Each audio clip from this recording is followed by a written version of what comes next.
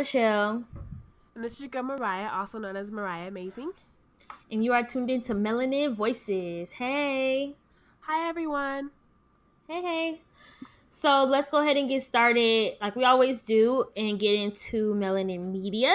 And of course, our topic today is one of the Insecure episodes, which is episode 4, which is my favorite. I think one of my favorite episodes. Oh, really? Clearly. You liked it? I'll have to ask you some questions about it too. But it's like one of my favorite ones.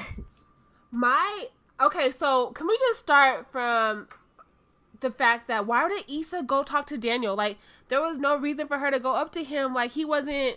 Why wouldn't she though? He looked good. He looked good as hell, but like she was apologizing. First of all, she wasn't going over there to apologize. She wasn't going over there to flirt with him. She was going over there to like bring up something that was already like water under the bridge. Like it didn't need to be brought back up again. That's what I thought. Because I thought she was making a big deal out of nothing. I could see if like they ran, like he walked to her section or she walked by him mistakenly, but I didn't know the reason why she was getting so like anxious to go over there to say something to him, to apologize. I don't know. I thought he was over it. I didn't want her to like bring up. I don't know. Whatever. I think I know why she had to address the elephant in the room though, because eventually they were going to meet up. So I can see why like she went and talked to him. Of course it's awkward, but it's like, you cool, I'm cool, like all right, let's move forward, because I think you have to address the elephant in the room. There's no way you could be in the same place and like not say anything. So I can see why she did it, but Issa is so awkward, so of course it was very awkward. Like she had to make it very awkward. So he was all like, yeah, I know the DJ, he's good. He's like, it's a girl though. She was like, yeah. She was just being so.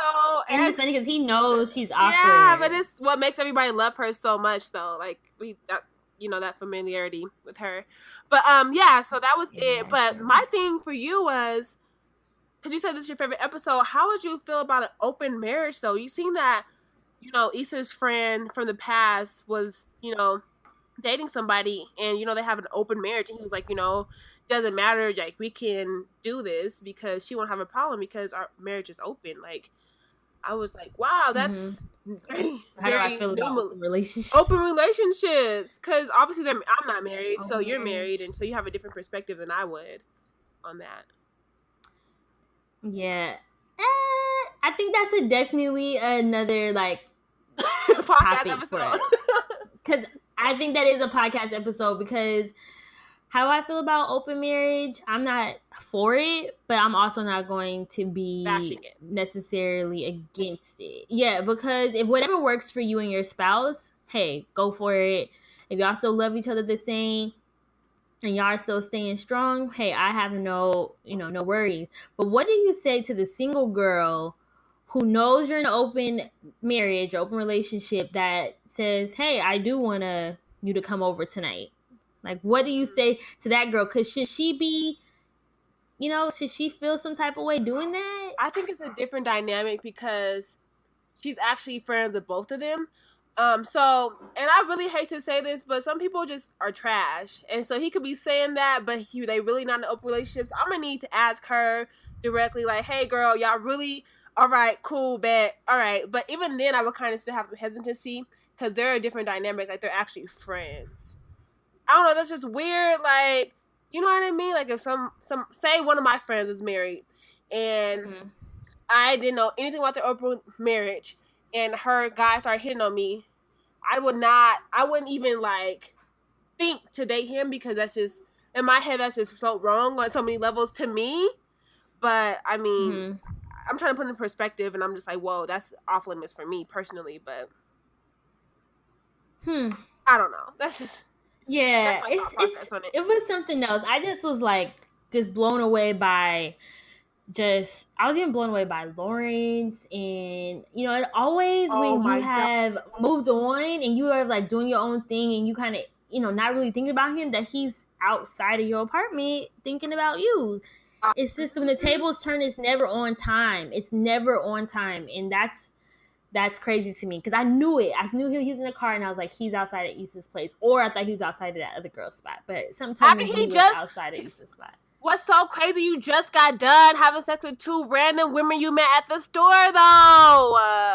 But it takes men. I think it takes men to see that what they had was good, and it takes them to go through a lot of bad.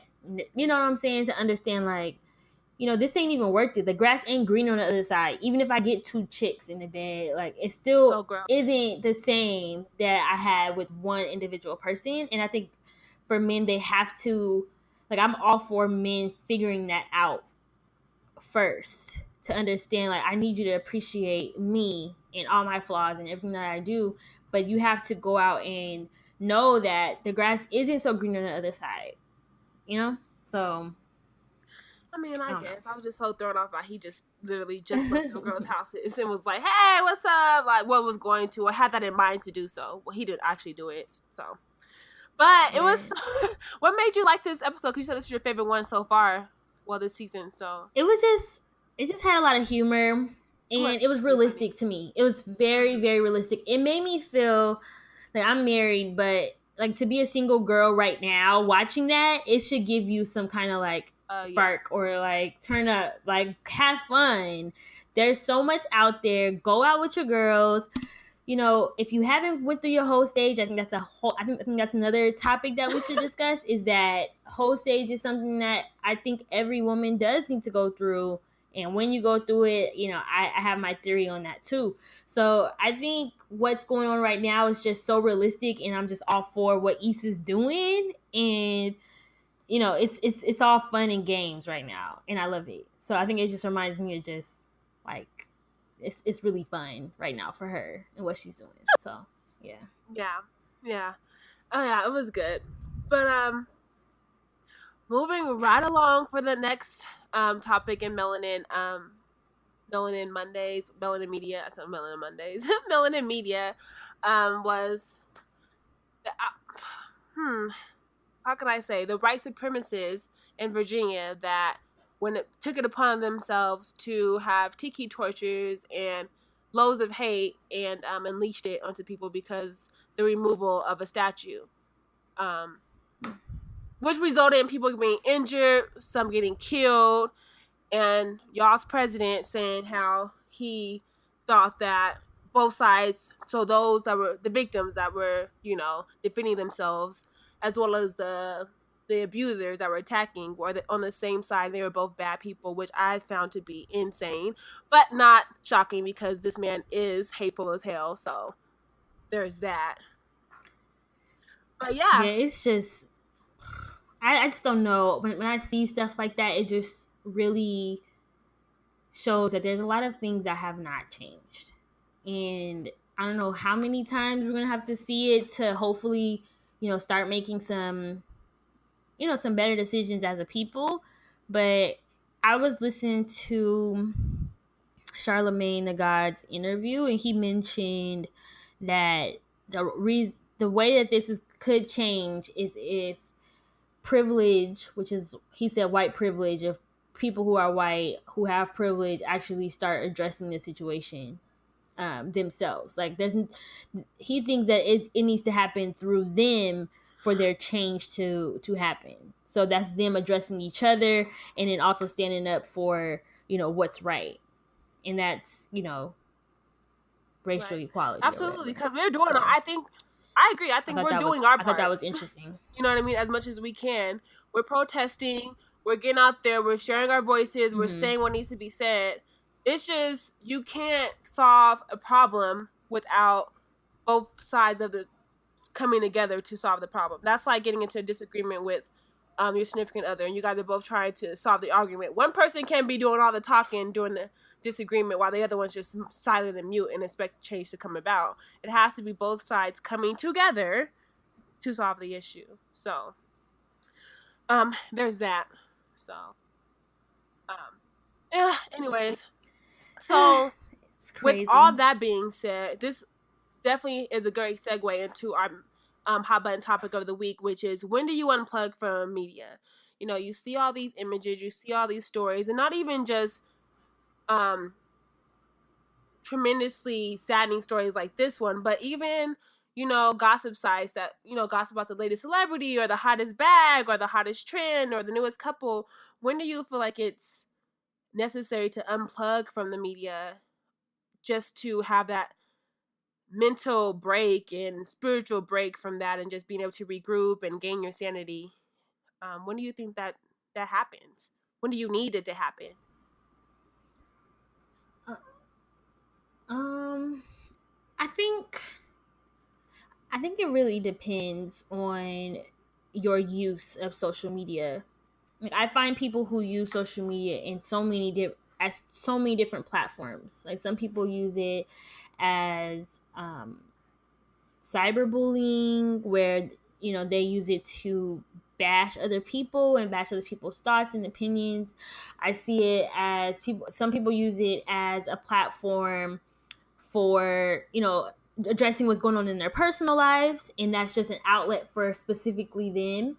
Another one is to blast other people out and use it as a coping mechanism to help let other people know what's going on in other people's lives. You see that. And then also people use it as a stage for educating. So I think it all just depends on your use of the media. And if you're using it in a way that is beneficial for your intelligence, then I say, there's no need for you to really back off of it if you're using it as a platform for you to educate yourself. But I do think when you do find yourself getting really caught up into other people's opinions and other people's topics and getting really frustrated, or even find yourself bullying someone because their opinion doesn't match with yours, then I do think there is a time where you should refrain from social media and use that time when you do refrain to get more clarity on the matter itself. Like, I don't know if you just heard, like, I just think Kim Kardashian addressed a racial somebody who had a racial comment. Yeah. And she went straight to social media, not knowing like the full story, and knowing why, why people were upset about what he said. And then she went there saying like, you need to, people need to, give it up, stop being petty, like, things like that. But then she goes again and then apologizes. But it's like, you understand that social media is still a platform for, like, if you say something, you can't take it back. Like, even if you go and apologize and say, I didn't mean that, or I'm sorry, I just went in on my dude on social media, and we still gonna be together after that. People don't look at you like there's trust. You're crazy. You're crazy. They're not gonna believe a word that you're saying. So I think knowing when to refrain from social media is if you really know a topic before you go in and maybe post something about it or comment on it. So I just think there's just so many different platforms that people need to use it for, but restraining from it, I think is as important if you're using it in the wrong way, basically. What do you think? Right. I agree. Like you said, the internet is very unforgiving. So watch what you say, because like you said, you can't take it back. It literally is a platform that is here forever. Like, you'll see, like, even if you want to get into any career field, they literally ask nowadays on your resume, can you give us your social media ad links? Can you give us your Facebook? Can you give us your LinkedIn? Can you give it? Literally there's no bounds to privacy. Nobody has any privacy. Very true. So they even check your Venmo now. Mm-hmm. They check your Venmo. I just learned that. They check your Venmo to see how you what you spend stuff on. So if you say like something smart, like, oh, these are for these drugs, when it really was for pizza, they're gonna be like, no, they spend money on drugs. Like, they look at your Venmo, bruh. Like, they look at what you subject line when you pay for stuff. So like, there is no privacy anymore, like, at all. And like I said, like I just said, so unforgiving. So when you say stuff, you want to be very educated on things. And there's many times I shut the hell up because I don't know what I want to be talking about. I need to research what I'm saying, just read on stuff. Like, before coming on to here, before I do it on every podcast, I try to definitely read up on what we're talking about before I just be like, oh, so yeah, this happened. I don't want to be the next week like, okay, so last week, y'all, I didn't really read into it and I missed this, and this. Nah. Like, I want to be able to be informed on what I'm speaking about. And I feel like many times people aren't informed. They just go off of what the masses are saying. So there's that. But yeah, I definitely feel like you need to unplug. I feel like I need to unplug when it's just getting too much. Like, it's becoming too much for me. You know what I mean? If I'm like just sometimes going through like Facebook or Twitter sometimes can be very, like, it can be funny, it can be cool, it can be very engaging, but it can also be very downing and depressing because it's like seeing the same thing over and over again. It's just like, damn, I gotta log out for a little bit because I can't keep seeing the same thing over and over again, and people arguing each other back on their statuses and like Twitter fingers. I don't have time for that. So I need to unplug personally for myself and just kind of regroup on things. That's what I like to do, just because I just need to. Like, it just gives you that breather that you need. And sometimes social media can be a distraction to what you need to get done. I do find a lot of times that when I'm not on social media, I get a lot of stuff done. Yeah. A lot of stuff done. Definitely. But I do realize that, as in for us being, entrepreneur women and just entrepreneurs in general, or just being in the social media realm, social media is also a platform for you to brand yourself. So you definitely need to still have it, but also realizing that you also still need to have your sanity too. So having an equal balance is not easy, but also needs to be done. Have to find a way how to do it. Yeah, definitely true. Do you think that, I remember when I refrained from social media a few years back, I decided to delete my accounts and actually not even exist through social media. Do you recommend someone like completely deleting their stuff when they're kind of refraining from it, or do you think that they should just kind of delete their apps and not look at it? Because how can you not look at your social media? It's like an addiction. I know a lot of my friends, they delete their apps. I know when I was in college, my friend Rachel would delete her apps off her phone, and for finals week, she would just do this like every finals week. She would delete her apps off her phone, and she'll have either one of us, like a close friend of hers, go into her social media accounts and like change all her passwords. So even if she wanted to sign in, she couldn't because she didn't know the password. So she would do little stuff like that to. Dang, that's a lot. It's a lot, right? Like, us going to change her password and literally like knowing her schedule. Like, okay, your last final is Tuesday at 3:00. Cool, we're gonna give you your password Tuesday at 3:30, whatever the case may be. So she actually, if you want to be dedicated to not looking at social media, there's ways to do so. But I think that, like you said, I think not looking at your social media, I personally haven't done it.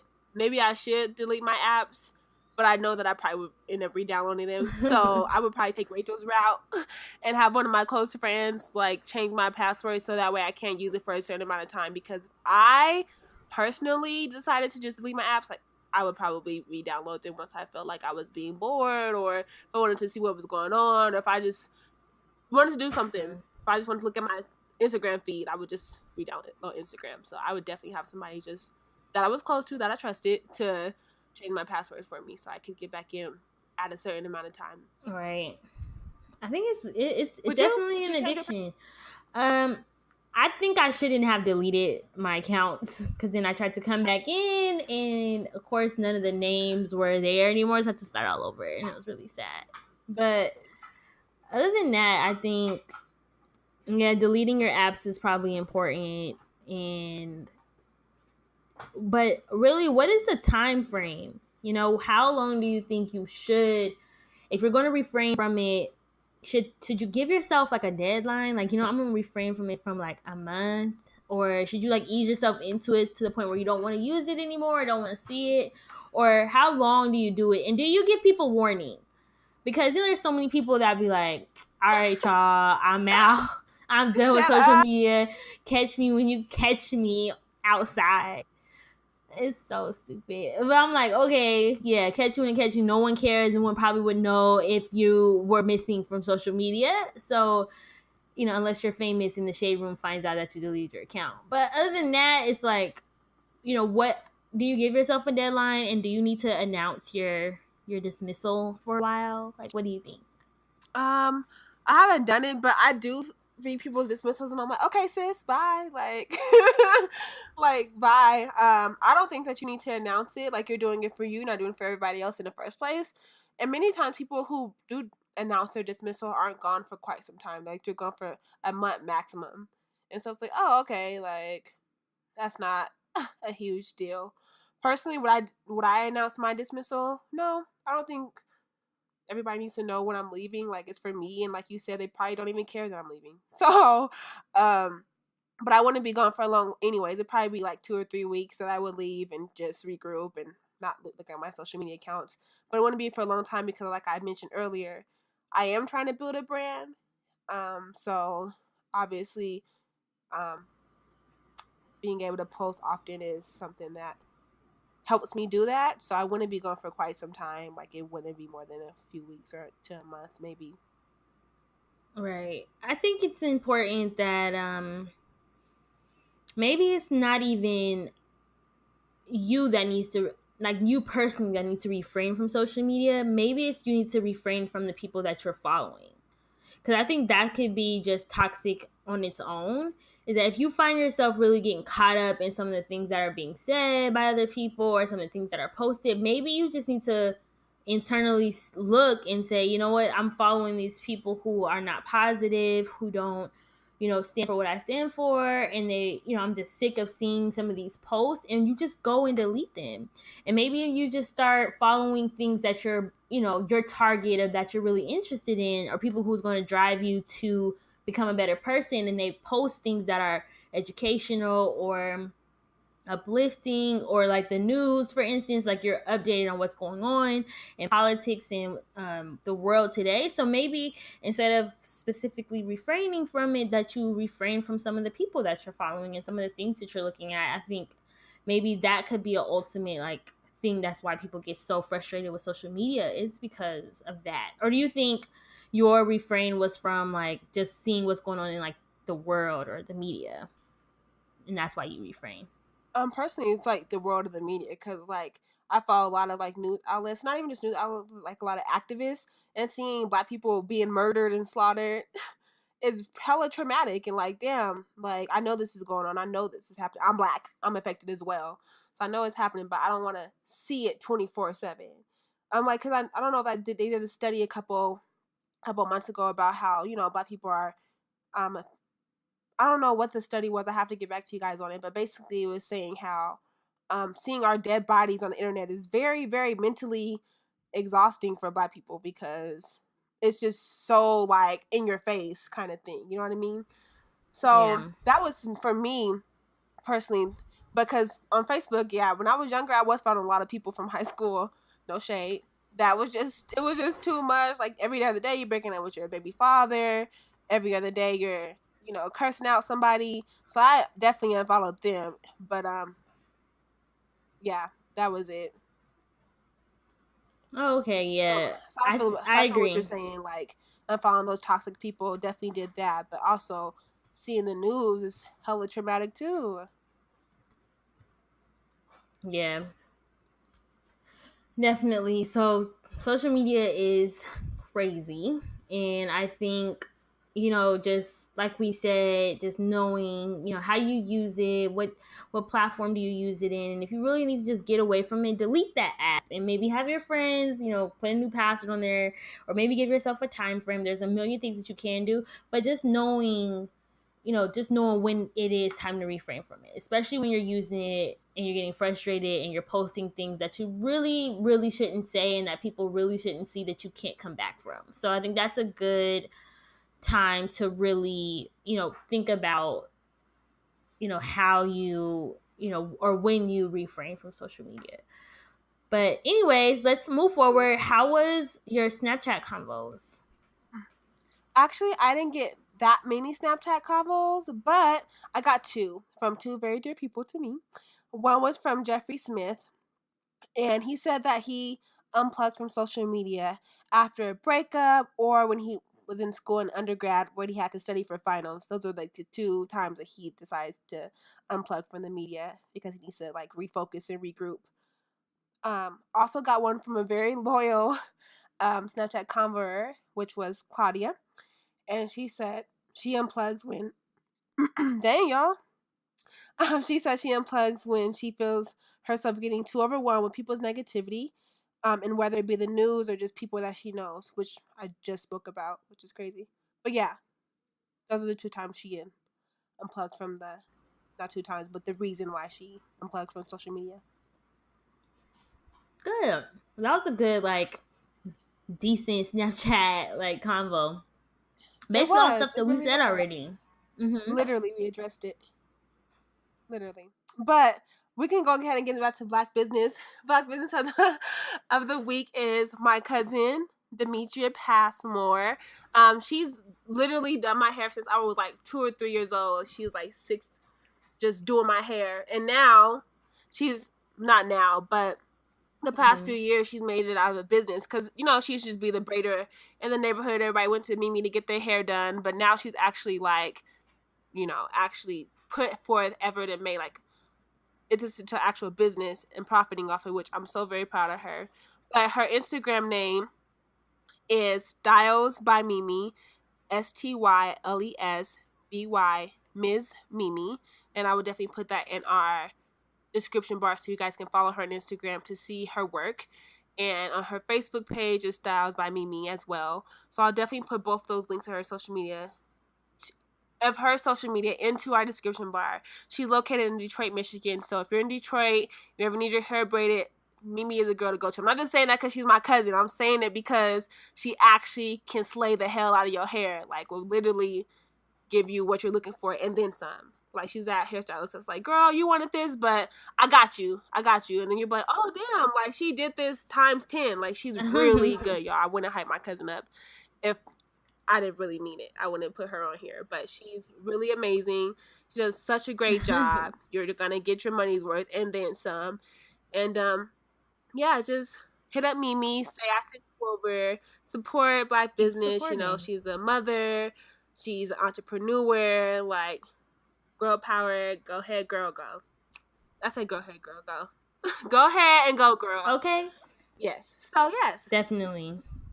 I feel like that's one thing that we do put back into, you know, we don't really do the weave thing.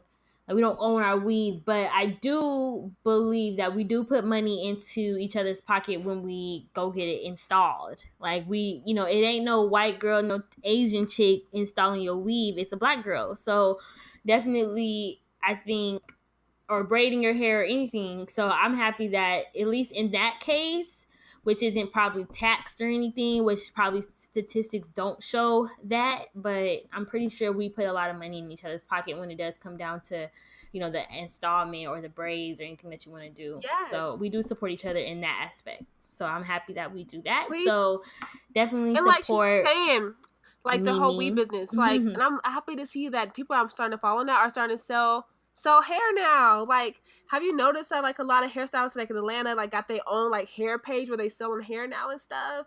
Like, see, isn't that like nice? I'm like, okay, yeah, cool. I'm gonna go ahead and get my bundles from you, boo. Like, I'm already paying the same price anyway, so yeah, I need some my hair did anyway, so let me. But yes, guys, go ahead, go over to her, tell her that her cousin Mariah sent you. We ain't just distant cousins. Like, this is my cousin. Like, talk to her all the time, cousin. So go ahead, let her know I sent you. Let me know what you think. And yeah, that's all I have for Black business of the week this week. Support. Yeah, definitely. We are all for supporting our Black businesses as usual. And let's go ahead and we're closing it out now. So thank you guys so much for listening to Melanin Voices. We really do appreciate it. We do want to hear your voices. I've actually had a request to have more men on our show as guests. So I'm happy that we're going to talk about having a male guest for next week. So I'm excited to start bringing, you know, a little more of the male audience. Yes, we love y'all too. Like, we want you guys on here. We just for that. We do. Right, exactly. Even though it's like, Michelle, you have a podcast and it's just directed for, you know, Black women, feminism. But I'm like, well, that's who I am. I support my sisters all the time, but I do love my brothers. So we are going to have a guest. He is a Black male. He possibly is going to be a guest on our show. So that's going to be something that you guys can look forward to. And Right, and we're going to start, hopefully targeting some of our black males or minority males or whatever, melanin males. Melanin males. We should call it melanin males. We should have okay. I have an idea. It's gonna be cool. But anyway, please go ahead and comment, feedback, and follow us and subscribe to us all on Melanin Voices. Or you can email us on melaninvoices1@gmail.com and give us, some nice topics or some feedback.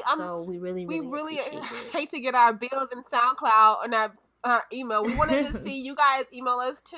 Like, that's what we have our email for. So reach out to us. It's melaninvoices1@gmail.com. Exactly. You can even hit Michelle up on her Snapchat personally, or me on my Snapchat personally, or whatever. But just reach out to us. Mm-hmm. Or our social media. Yeah. I was looking at our social media. I'm Mahogany Skin, and Michelle Rice on Facebook. Tell us what you want to do. Like, just don't be like, I want to be on the show. Like, why? What topic you want to talk about? What time you want to be on the show? Like, don't be like, when I'm going to be on the show. Like, you can be on the show whenever, but like, what you want to talk about, bruh? So, yeah, be specific. Let us know. Right, exactly. So, but we do appreciate our listeners, and we do appreciate our Snapchat convos, people who are always, giving us, their feedback and what they think about some of the topics that we're talking about. So thank you guys so much. Is there any last words you have, Mariah? No, you guys, but I promise, and Michelle promised, and I'm going to stay up tonight. I'm going to try to get our damn podcast on the podcast app. And when we do, I want to see you guys liking, subscribing, because we have been trying our hardest to get this damn podcast up and running on the app because you guys wanted it to be more convenient. And I totally understand. I do get it. So once we do have it up and running, please support us by subscribing. We would greatly appreciate it. Subscribe, rate us, whatever the podcast app allows you to do to be interactive. Do that for Melanin Voices. We'd appreciate it. Yeah, and I'm pretty sure you guys will.